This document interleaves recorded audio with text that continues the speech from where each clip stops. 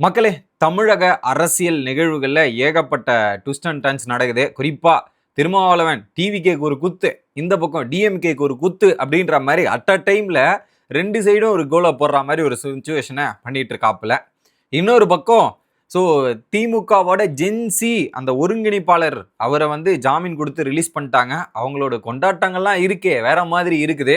அதை தாண்டி ஏவாவேலுக்கு ஒரு லுக் அவுட் நோட் போட்டிருந்தாங்களா, லுக் அவுட் நோட்டீஸ், அதுக்கு வந்து பார்த்தீங்கன்னா கோர்ட்டில் கேஸு போட்டு அதில் ஒரு தீர்ப்பு வந்திருக்குது. அந்த தீர்ப்பை பற்றியும், அடுத்து முதல்வருக்கு எதிராக ஒரு சில அறிக்கைகள் வெளியாகிருக்குது, அந்த அறிக்கைகளை பற்றியும் இது எல்லாமே கொஞ்சம் டீட்டெயிலாக பார்க்க போகிறோம். சேனலுக்கு புதுசாக இருந்தீங்கன்னா சப்ஸ்கிரைப் பண்ணிடுங்க.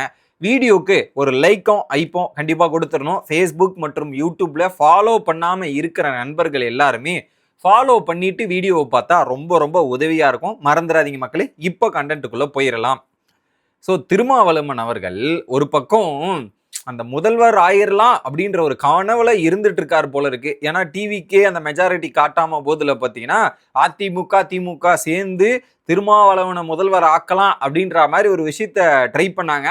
அவரே கனவு காணா கூட நம்ம முதல்வர் ஆகுமா அப்படின்னு ஒரு டவுட் இருந்தது. ஆனா அழகா ஒரு வாய்ப்பு வந்தது. அந்த வாய்ப்பு போயிருச்சுன்ற ஒரு ஏக்கம் இருக்குத்தானே செய்யும். அந்த ஏக்கத்தை எங்கெங்கெல்லாம் காட்ட முடியுமோ அங்கங்க காட்டுறாப்புல.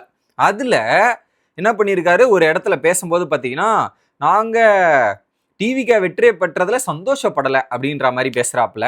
ஆனால் நாங்கள் இன்னொரு பக்கம் வந்து நாங்கள் இதில் இருந்தாலுமே டிஎம்கே கூட தொடருவோம் அப்படின்ற மாதிரி பேசுகிறாப்புல. ஸோ ஒன்று இங்கே டிவிக்கே கூட அமைச்சரவையில் நீங்கள் இடம் பிடிச்சிட்டிங்க, அப்போ அதுலையாவது இருக்கணும். இல்லை நாங்கள் அது கூடயும் தொடருவோன்ற மாதிரி அட் அ டைமில். ஏன்னா டிவிக்கே டிஎம்கே 2 சைடும் நாங்கள் எங்களோட எதிரியே இவங்க தான் அப்படின்றத விஜய் வந்து பரப்புரையிலே சொன்னதுல இருந்து இப்போ வரையும் அதெல்லாம் மெயின்டைன் பண்ணிருக்காப்புல. இன்னொரு பக்கம் டிஎம்கே அவங்கள போட்டு தாக்குன்னு முதல்வரை எப்படி அட்டாக் பண்ண முடியும், அவங்க ஒரு பக்கம் அட்டாக் பண்றாங்க. இதுக்கு ரெண்டுத்துல நாங்க 2 பேரும் சமரசமா போவோன்ற மாதிரி 2 சைடும் 2 பக்கம் கோலை போட்டு ஏதாவது ஒரு பக்கம் இல்லைங்கய்யா. அட் அ டைம்ல 2 பக்கம் சவாரி செய்வது எப்படி நியாயமா இருக்கும்? இதுல வேற நாங்க ஸ்டாலின் கிட்ட சொல்லிட்டு தான் இங்க வந்தோம் அப்படின்ற மாதிரி இப்பெல்லாம் பேசுறாப்புல. தெரில அவரு சுயநலத்தோட இருந்துதான் பேசுறாரா இல்ல இல்லாம தான் பேசுறாரான்னு எனக்கு தெரியல. ஏன்னா கடுமையா ஒரு பக்கம் டிஎம்கே போட்டு வச்சு செய்யறது என்னமோ இதுதான் விசிகாவ தான். ஆனா அவங்க என்ன நாங்க இப்படி போவோன்ற மாதிரி எல்லா தலைவர்களோடையும் இணக்கமாவே இருக்க வேண்டும்ன்ற மாதிரி இருக்கிறாப்புல. தெரில இது எங்க போய் முடிய போகுதுன்னு தெரில.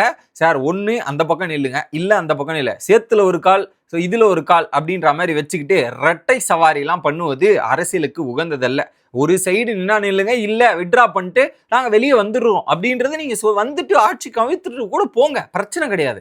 ஆனால் நீங்கள் அங்கேருந்து இங்கிருந்து அங்கன்னு பண்ணுறது பார்க்கறது நல்லா இல்லைங்க ஐயா அப்படின்றது தான் தோணுச்சு. அடுத்தது ஸோ இந்த திமுகவோட ஜென்சி மீட்டிங்கோட ஒருங்கிணைப்பாளர் அன்பநாதன் ஆரியப்பன்றவர் ஒரு பயங்கரமான விஷயங்கள் முதல்வருக்கு எதிராக பேசினாரு. அதுக்கப்புறம் அரெஸ்ட் பண்ணாங்க, ஜாமீன் மறுக்கப்பட்டது, குழந்தையோட போயிட்டு சில விஷயங்கள்லாம் பண்ணாரு. இப்போ நேத்து வந்து பாத்தீங்கன்னா அவருக்கு வந்து ஜாமீன் கிடைச்சிருக்குது போல. அதை எடுத்துட்டு போய் ஒரு ஹோட்டல்ல பார்ட்டியா வச்சு கொண்டாடி செலிப்ரேட் பண்ணிக்கிட்டு வேற மாதிரி வீடியோலாம் எடுத்துட்டு போட்டிருக்காங்க. என்னடா இது அப்படின்ற மாதிரி தான் இருக்கு.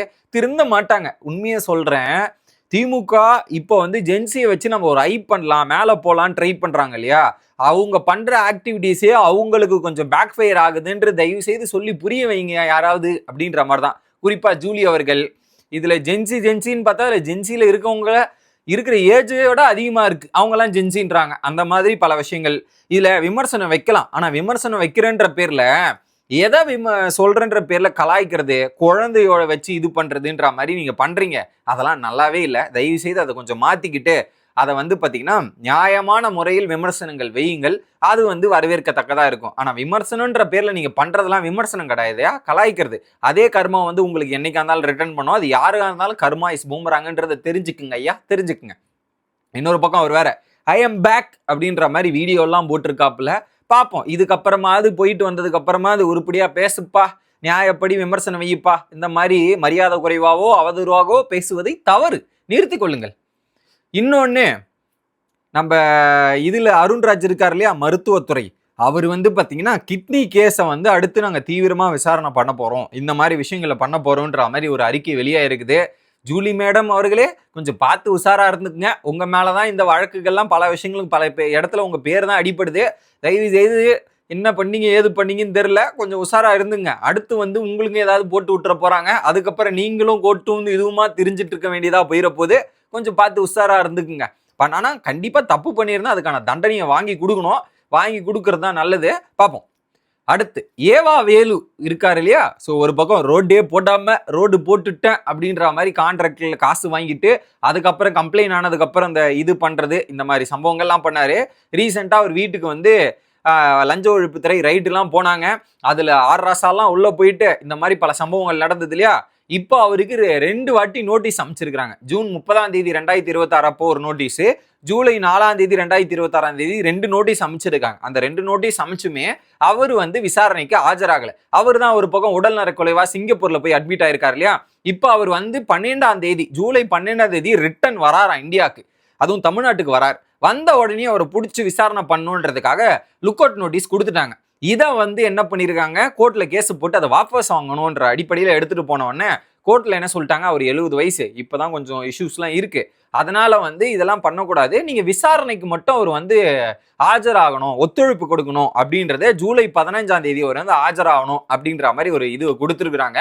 ஸோ தயவு செய்து வந்து ஜூலை 15ஆம் தேதி வந்து ஆஜராயிருங்க. ஒரு பக்கம் செந்தில் பாலாஜியும் வந்து ஆஜராக சொல்லியிருக்கிறாங்க. நீங்களும் வந்து ஆஜராகி உங்களுடைய விளக்கத்தை கொடுங்க, ஊழல் பண்ணீங்களா இல்லையான்னு அடுத்த கட்டத்தை நகர்வுகளை தெரியும்.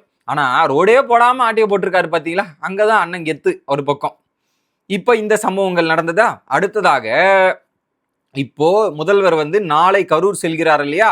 அதுக்கு வந்து அந்த பாதிக்கப்பட்ட நபர்களுக்கு வந்து வேலை தரேன்னு சொன்னார் இல்லையா? இதுக்கு சண்முகம் சிபிஐ சிபிஎம் எல்லாம் என்ன சொல்றாங்கன்னா, ஸோ முதல்வர் வேலை கொடுக்கறது பிரச்சனை, ஆனா நீங்க உங்க மீட்டிங் நடத்துனீங்க, அந்த மீட்டிங்ல போய் இறந்து போனவங்களுக்கு ஒரு வேலை கொடுக்கறத பார்க்கும்போது இது வந்து ஒரு இதுமா இருக்கு அப்படின்றதையும் சொல்லிடுறாரு.